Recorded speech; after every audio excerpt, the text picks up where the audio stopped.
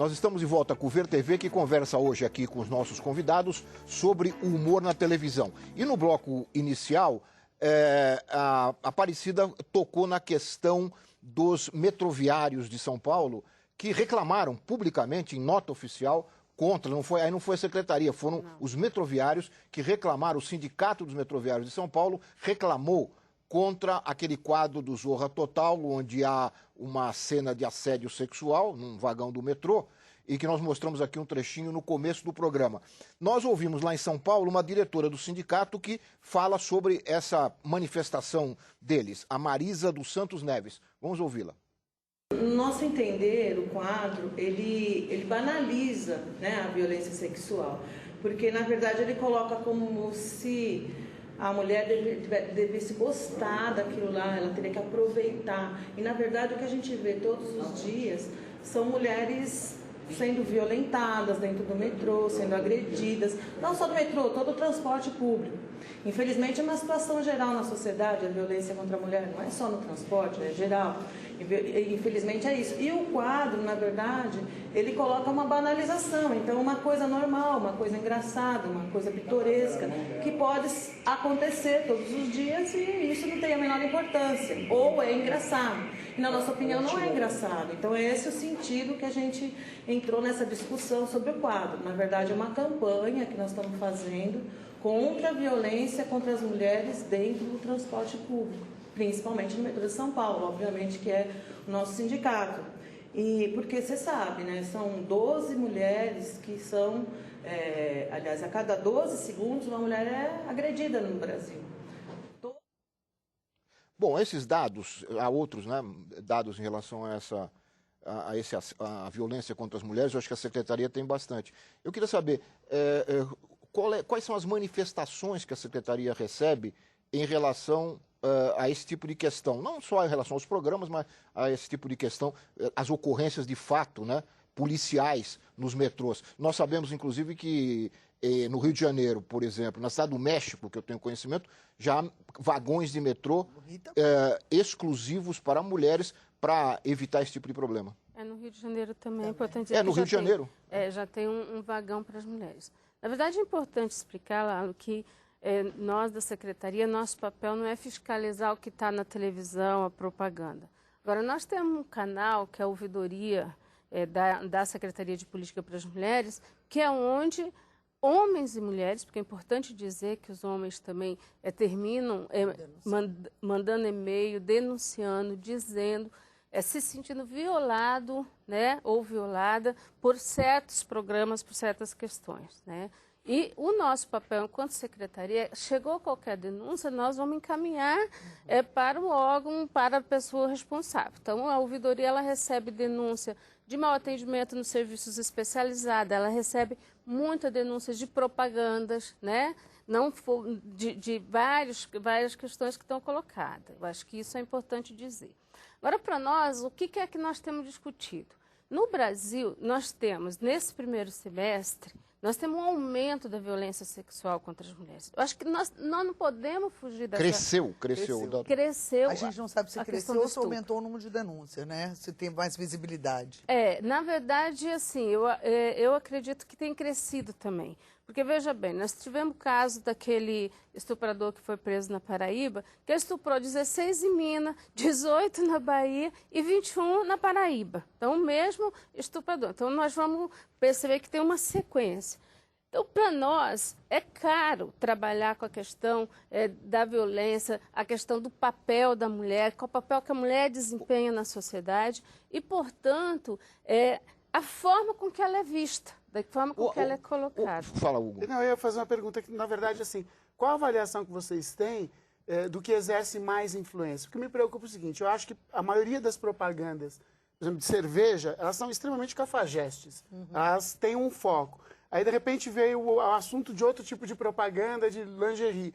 E há uma separação entre aquilo que é vender um produto através de uma ideia e outro, que é o espaço da ficção. Acho que é uma diferença de abordagem. Se a gente está falando da televisão brasileira, a grande parte da audiência está na televisão aberta, que é comercial e se sustenta, às vezes, em cima de ideias que são ideias cafajestas. As propagandas de cerveja são cafajestas.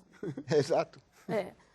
É importante dizer assim, eu quero reforçar que não somos nós que fiscalizamos, porque o nosso papel não é assim, esse. vocês não fiscalizam, mas ele perguntou a avaliação e eu queria complementar perguntando o seguinte, vocês oficialmente se dirigiram à Rede Globo em relação a esse caso do Zorra Total? Não, o que nós fizemos foi parabenizando o sindicato por fazer o debate no município de São Paulo com relação a essa questão. Quem se manifestou foi o sindicato para a Rede Globo, não foi? Secretaria... precisa ficar claro isso, porque começam a correr rumores de que o governo está querendo interferir, etc. Não, nós não fazemos isso, não é o nosso papel. A presidenta Dilma já deixou isso muito claro, né?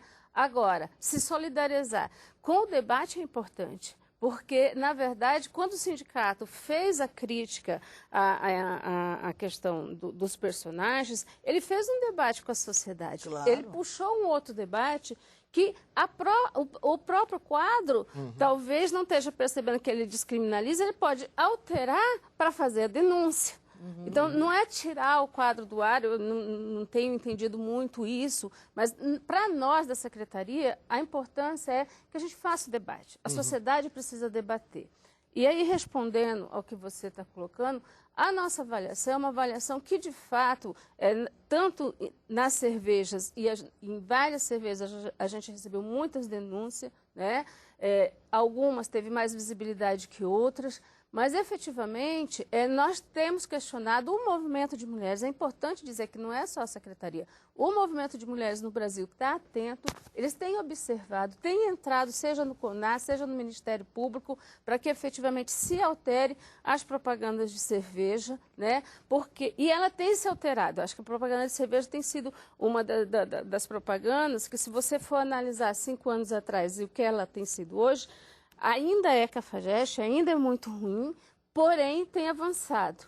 O que é que nós achamos, e aí eu vou falar com muita tranquilidade, é que o Brasil e a publicidade brasileira tem muita inteligência e muito instrumento, né?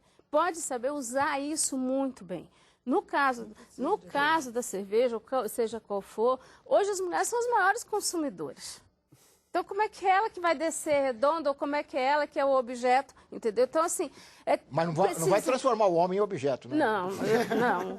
Agora, eu acho que você tem que trabalhar em cima de quem são as mulheres hoje, ou de quem são os negros hoje, ou quem são... Só entrar com isso aqui. Sim. Nas últimas pesquisas que a gente vê em tese de doutorado, tese de mestrado e tal, as mulheres não se sentem reconhecidas por aquilo que está ali, não. Entendeu? Então, é um negócio estranhíssimo, porque se há 20 anos atrás, quando a gente começou a estudar isso, tá entendendo? As mulheres ficavam, que elas não tinham representação, que aquilo não aumentava a forma de identidade de gênero dela, hoje é como se fosse um terceiro sexo apresentando ali. Elas não têm nada a ver com aquilo ali, não, entendeu? Elas não estão se sentindo mais representadas. Eu queria saber esses programas femininos, para quem que eles falam, porque para elas não é. As pesquisas têm mostrado que para elas vocês não estão falando. A você que está na sua casa, vou mostrar um artesanatozinho para você fazer agora, para o Natal que vai chegar. Não sei mais o que, as pessoas estão trabalhando, as mulheres estão na rua. Quem não está trabalhando está vigiando o neto. Quem não está vigiando o neto está ajudando em associações de voluntárias, está em movimento. A sociedade não está parada, eu tenho falado isso. A sociedade brasileira, ela nunca teve tão mobilizada. Só está faltando soltar o fósforo, porque aqui o estupim está cheio de gasolina. Tânia, então voltando à gasolina que foi colocado a fogo nela em relação ao humor, o tema aqui é o humor. Voltando um pouquinho ao tema do humor, nós fomos ouvir um grande humorista que todos nós reconhecemos, que é o Bem-vindo Siqueira. O Bem-vindo Siqueira fala sobre este fato, este último... mas ele vai além. Ele fala um pouco dessa relação com o humor e com a sensibilidade das pessoas. Vamos ouvir o depoimento do Bem-vindo. Vamos ver. Que o Marcelo Taz acabou de fazer. Ele diz que humor é o que é engraçado. O que não é engraçado passou do limite. Eu acabei de falar isso aqui, os companheiros estavam gravando. Todo mundo sabe qual é o seu limite. Você não chega numa casa de um anfitrião, ofende a mulher dele e acha que vai ficar por isso mesmo, que é engraçado. Então, o humor é o que vive no limite. A gente testa limites, é função do artista testar limites. Agora, a prática diária é que vai nos dizer. Por exemplo, hoje nós estamos vivendo, no dia que nós estamos gravando isso aqui, faleceu José Vasconcelos. O primeiro stand-up brasileiro. Em 1949, José Vasconcelos introduziu a figura do humorista solo, de smoking, contando piadas, sem um palavrão, sem um insulto, durante toda a carreira dele foi marcada dessa forma. 1949 foi o primeiro stand-up brasileiro.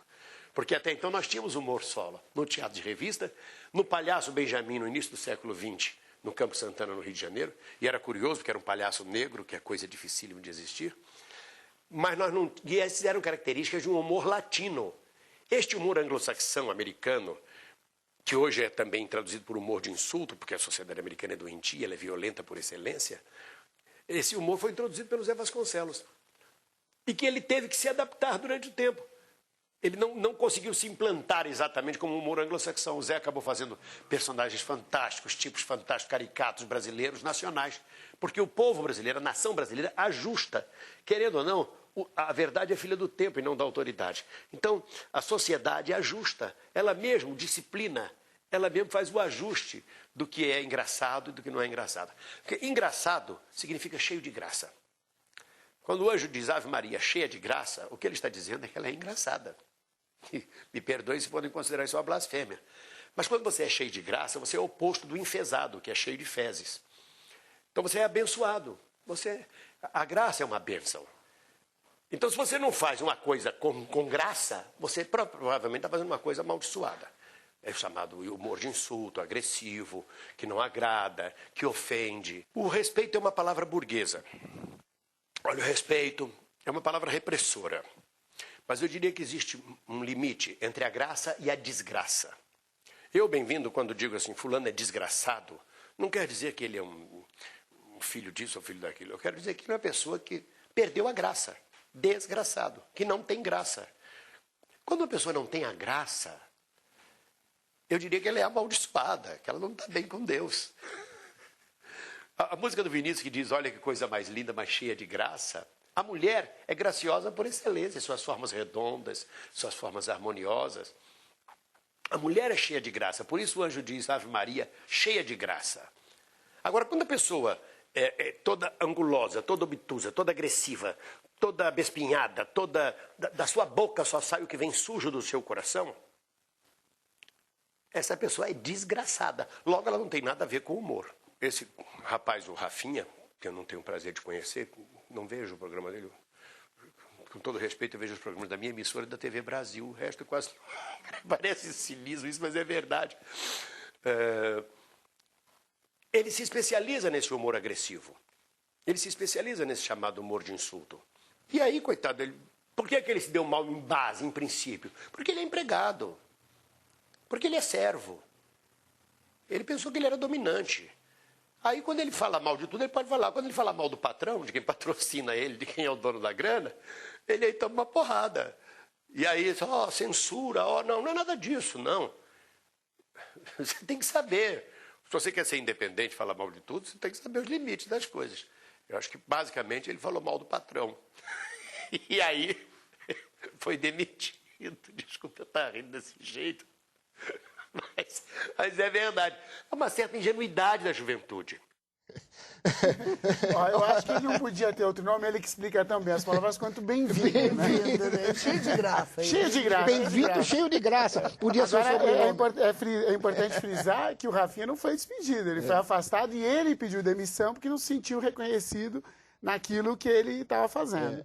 Né? Eu acho que aí está certa a questão do poder, quer dizer, o poder é econômico. A emissora tem os seus patrocinadores, tem lá um empresário, tem uma tabelinha entre o Ronaldo e o empresário que é marido da pessoa que se sentiu ofendida. E aí a coisa tem outro caminho, tem uma disputa de poder. Eu acho que as grandes emissoras, as grandes corporações do jornalismo, da comunicação brasileira, se voltaram contra alguém que estava ganhando algum espaço de poder. E aí, como Bem-vindo muito bem-vindamente diz, acabou expondo ele a essa relação patrão-empregado. Que eu acho que o próprio Danilo Gentili falou isso sobre o Rafinha Bastos, parceiro dele, falou, olha, a gente vem de uma origem, e os dois vieram, eu conheci os dois antes do CQC, de uma origem que é muito independente. Então, quando entra num esquema que é de uma televisão, com a dimensão que tem uma televisão como a Bandeirantes, uma rede que é nacional, às vezes, realmente, o limite não é do humor, mas sim do emprego ao qual você está submetido. E do veículo, né, Hugo? Claro, eu falava com você antes aqui do programa, vocês ainda não tinham chegado, vocês estavam se maquiando, as moças estavam se maquiando, eu conversava com... A gente se maquiou também. Não, mas... Obrigada, viu? Mas o Hugo... A maquiagem do Hugo aos sábados lá no Parlapatões é sensacional. É bem mais carregada. É mais carregada. Mas... Eu ensinei minha filha a usar batom. Ela aprendeu com o pai. Mas nós conversávamos um pouco antes de começar o programa, exatamente sobre a diferença dos veículos. Uma coisa é eu ir lá no Parlapatões, lá na Praça Roosevelt, em São Paulo, eu sei mais ou menos o que me espera. Eu li no jornal, eu sei como é que a companhia, quais são os textos que a companhia geralmente usa. Uma coisa é eu comprar o jornal e eu sei que a linha política daquele jornal na banca é X ou Y. Outra coisa é usar uma concessão pública, uma televisão, que você liga o canal e não sabe o que vem pela frente. Eu acho que talvez, e aí você acabou de falar um pouco isso, né? Esses humoristas, eles vinham de uma escola e de um meio, né? Que é o teatro, que não tinha essa limitação. Claro, e eu acho também que a televisão brasileira ainda não se libertou completamente do momento em que ela foi construída. Ela foi forjada no período da ditadura. Então, muitas vezes, ela herdou alguns aspectos, como um certo moralismo fortíssimo, como, por exemplo, a tradução de filmes. Qualquer comédia do Ed Murphy que você ouve em inglês, você vai ouvir um monte de palavrões que não tem nem o significado do palavrão, é quase vírgula, faz parte do linguajar da rua. É verdade. E aí aquilo é traduzido por droga, bobo e tal, porque ainda tem esse discurso de que as televisões atingem uma população de várias faixas etárias, etc, etc. Como se as classificações indicativas não servissem para nada. Eu acho que a gente ainda tem que chegar num termo e falar... Criança vê televisão até tal hora, que a partir daí não é indicado. A indicação não é mais censura, hoje em dia é indicação, até no teatro e no cinema. O que falta é a gente entender um pouquinho melhor como isso funciona. Hugo, mais um intervalinho. Nós voltamos daqui a pouco com o VerTV, que hoje já tem essa conversa cada vez mais animada. Viu, Tânia? Cada vez mais animada essa conversa sobre o humor na televisão. Nós voltamos já.